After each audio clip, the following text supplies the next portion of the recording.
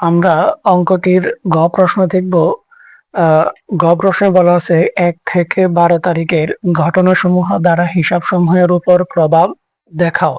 হিসাব সমূহের উপর প্রভাব মানে হচ্ছে সমীকরণ করা, আর আমরা একটা সমীকরণের ছক আঁকছি। তো দেখি আমরা 1 থেকে 12 তারিখ, 1 থেকে 12 তারিখ, এই 1 থেকে 12 তারিখের জাবেদাগুলো আমরা নিচে রাখলাম আমাদের সমীকরণ করার সুবিধার্থে। তো সমীকরণের নির্দিষ্ট কোনো গড় থাকে না, আসলে এই গড়ের নামগুলো এই অঙ্কের উপরে নির্ভর করে, সংশ্লিষ্ট অঙ্কের উপরে নির্ভর করে। তাহলে আমরা দেখি এই সমীকরণে কি আছে, এ equal to L plus E, অর্থাৎ এই এ মানে হচ্ছে সম্পদ, ইকুয়াল টু এল মানে হচ্ছে দায়, প্লাস ই মানে হচ্ছে মালিকানা সত্ত্ব। তাহলে সমীকরণ আমাদেরকে বলে দিতেছে যে যে সম্পদের গড় হবে সমান চিহ্নের বাম দিকে সম্পদের গড়, সমান চিহ্নের পর পরে কি হবে দায়ের গড়, আর এরপরে শেষে হবে মালিকানা সত্ত্ব অর্থাৎ মূলধনের গড়। সমীকরণ আমাদেরকে আয় আর ব্যয় কোথাও বলে নাই, সরাসরি আয় এবং ব্যয়ের গড়ের কথা বলে নাই, তার মানে আয় এবং ব্যয়ের গড় হবে না। তাহলে আমরা কি আয় আর ব্যয়কে বাদ দিব? না, আয় আর ব্যয়কে বাদ দিয়ে তো সমীকরণ করা যাবে না, যেহেতু হিসাব 5 প্রকার। তো আমরা আয় এবং ব্যয়কে আমরা মালিকানা সত্ত্ব মূলধনের ঘরে লিখব। আয় হলে সেটি যোগ আকারে লিখব, ব্যয় হলে সেটি বিয়োগ আকারে লিখব মূলধনের ঘরে। তাহলে আমরা দেখি কি কি ঘর আছে। এই যে প্রথম যে নগদ, সেটি কি সম্পদ, আমরা জানি সম্পদের গড় হয়, তাহলে এই সম্পদের গড় আমরা নগদ নিলাম। এরপরে আসো মালিকানা সত্ত্বের গড় হয় এবং সেটির নাম হচ্ছে মূলধন। মালিকানা সত্ত্বের নিচে আমরা গড় নিলাম মূলধন। এখানে আসো ক্রয়, ক্রয় হচ্ছে ব্যয়, ব্যয়ের কোনো গড় হবে না, ব্যয়ের নামে কোনো ঘর নাই, ব্যয় মূলধনের ঘরে হবে, মালিকানা সত্ত্ব মূলধনের ঘরে হবে, ক্রয়ের জন্য কোনো ঘর রাখা হবে না। এই যে দায়, দায়ের ঘর আছে সমান চিহ্নের পর পরে কিসের ঘর?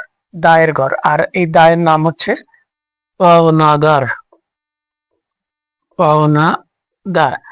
এরপরে আসো এই যে সম্পদ গড় হবে, সেটি কিসের ঘর? ব্যাংক, সম্পদ পাশে ব্যাংকের ঘর হবে। এই যে নগদ, নগদ সম্পদ গড় হবে, হবে যে গত আমরা আগেই নগদের ঘর নিছি, এক গত আর দুইবার নেওয়ার প্রয়োজন হয় না। এবার আসো আরেকটা আছে বেতন, বেতন ব্যয়, ব্যয়ের কোনো ঘর নাই, অর্থাৎ আয় এবং ব্যয়ের কোনো নির্দিষ্ট ঘর থাকবে না, আয় আর ব্যয় মূলধনের ঘরে হবে। সম্পদ নগদ, নগদের ঘর আমাদের নেওয়া আছে। তাহলে আমরা অঙ্কটা শুরু করতে পারি। প্রথম 1 তারিখ দেখো, 1 তারিখ একটু খেয়াল করো যে নগদ আর মূলধন, জাবেদায় আমাকে বলে দিতেছে কোন কোন ঘরে হবে। জাবেদা বলে দিল যে নগদের ঘরে এবং মূলধনের ঘরে কত টাকা? 1 লক্ষ টাকা, যেহেতু মালিক ব্যবসায় বিনিয়োগ করে। তাহলে 1 লক্ষ টাকা 1 তারিখের 1 লক্ষ টাকা একবার নগদের ঘরে আর একবার মূলধনের ঘরে আমরা লিখলাম। এবং এই মূলধনের ঘরে টাকা লিখলেই তোমাকে মন্তব্য লিখতে হবে, আর মন্তব্যের নাম হচ্ছে, এটা হবে মূলধন আনয়ন, আমরা সংক্ষেপে লিখলাম মূলধন। আর এটি যোগ হবে কি বিয়োগ হবে? দেখো নগদান, সমীকরণের এই দিকটাকে আমরা ডেবিট এবং এই দিকটাকে যদি আমরা ক্রেডিট বিবেচনা করি, তাহলে কি হয়?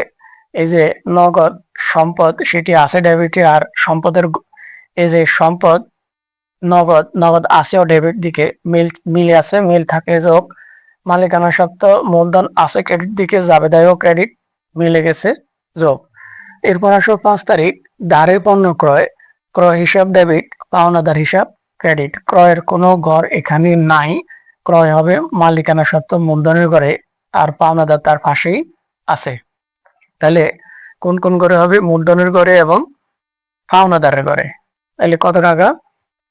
40,000 টাকা। তাহলে আমরা লিখলাম পাওনাদারের কত তারিখ? 5 তারিখ, পাওনাদারের ঘরে 40,000 টাকা এবং মূলধনের ঘরে 40,000 টাকা। এখন যোগ বিয়োগটা আমরা দেখি, যোগ বিয়োগ খেয়াল করো, যেহেতু এটি ব্যয়, ক্রয় কি ব্যয়, তাহলে মালিকানা সত্ত্বকে কি করবে? মালিকানা সত্ত্বকে হ্রাস করবে, যেহেতু ক্রয় হচ্ছে ব্যয়।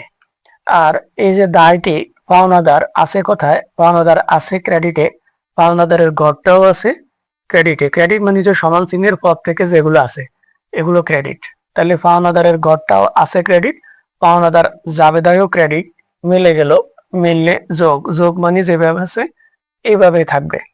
এখানে একটা বৈশিষ্ট্য মনে রাখো, যখন উভয় পাশে হয় যোগ হইলে দুইটি যোগ, বিয়োগ হইলে দুইটি বিয়োগ, একরকম দেখতে একই রকম হবে। আর যখন এক পাশে হবে তখন একটি যোগ একটি বিয়োগ, এটি বিয়োগ হলে এটি যোগ হইতো, এটি মনে রাখবা। এরপরে আসো যোগ বিয়োগটা আমরা দেখি।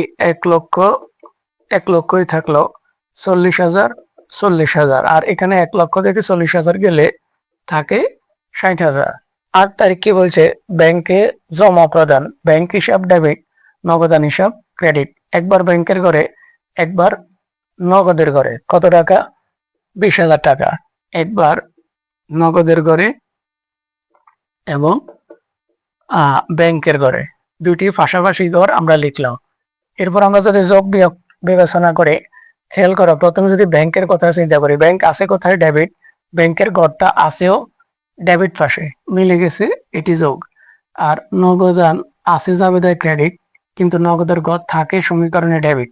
আবার বলি, নগদান আছে ডেবিট পাশে কিন্তু নগদান জাবেদায় ক্রেডিট, মিলে নাই, এই জন্য বিয়োগ। আর আমরা জানি যখন এক পাশে হয়, এই যে 20,000 টাকা এক পাশে হয়েছে অর্থাৎ বাম পাশে হয়েছে, তো বাম পাশে হলে একটি যোগ হলে একটি বিয়োগ, এটি যদি বিয়োগ হইতো এটি যোগ হইতো। এবার আসলে 1 লাখ থেকে 20,000 গেলে 80,000, এখানে 20 থাকবে 40, 40 থাকবে 60, 60 থাকবে 10 তারিখ। আসো এখানে বলবা যে 6 তারিখ কেন লিখিনি? 50,000 টাকা পণ্য বিক্রয়ের ফরমাইশ পাওয়া গেল, এটি লেনদেন নয়। আর লেনদেন নয় এমন এখানে কোনো ঘটনা লেখার সুযোগ নাই, এখানে সকল লেনদেনগুলো লিখতে হবে, অতএব আমরা ঘটনাটি বাদ দিয়ে গেলাম। এরপর 10 তারিখে আসো, বেতন প্রদান করা হলো। তাহলে এই যে বেতন হিসাব ডেবিট, নগদান ক্রেডিট। বেতন হচ্ছে ব্যয়, ব্যয়ের টাকা আমরা লিখবো মালিকানা সত্ত্বে, অর্থাৎ আয় আর ব্যয়ের টাকা মূলধনের ঘরে হয় আর নগদের ঘরে, এই দুই ঘরে আমরা লিখবো কত টাকা? বেতন প্রদান 5,000 টাকা, একবার নগদের ঘরে এবং একবার মূলধনের ঘরে। এবার আমাকে মন্তব্য লিখতে হবে, এটি কি? ব্যয়। আর ব্যয় মানে বিয়োগ, এ পাশে বিয়োগ হলে এ পাশে বিয়োগ, কারণ উভয় পাশে হলে দেখতে একই রকম হবে। যোগ হলে দুইটাই যোগ হইতে হবে, বিয়োগ হলে দুইটাই বিয়োগ হইতে হবে। যেহেতু এটি ব্যয়, ব্যয় মানে বিয়োগ, তাহলে এটিও বিয়োগ। আর আমরা অন্যভাবে দেখি, এই যে আমি নগদের ঘরে লিখছি, নগদ আছে কোন পাশে? ডেবিট পাশে, কিন্তু যাবে দেয় নগদান ক্রেডিট, দেখো মিলে নাই। ঘরটা ডেবিট, নগদের ঘরটা ডেবিট, কিন্তু যাবে দেয় নগদান ক্রেডিট, মিলে নাই, না মিললে বিয়োগ। তাইলে 80 থেকে 5 গেলে 75,000, আর এখানে 20,000, 40,000, আর এখানে 55,000।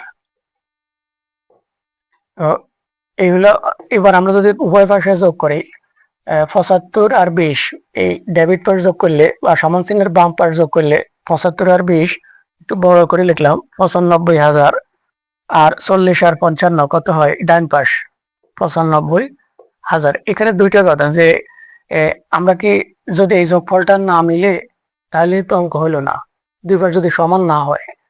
আবার যদি বলি দুই পাশ সমান আছে, তাও কি অঙ্ক সঠিক নাও হইতে পারে, অনেক সময় ভুলেও মিলে যেতে পারে। যদি তুমি এই দোনোটাকে যোগ দিতা তাও কিন্তু সমান হইতো, কিন্তু অঙ্কের সঠিক উত্তরটা হইতো না।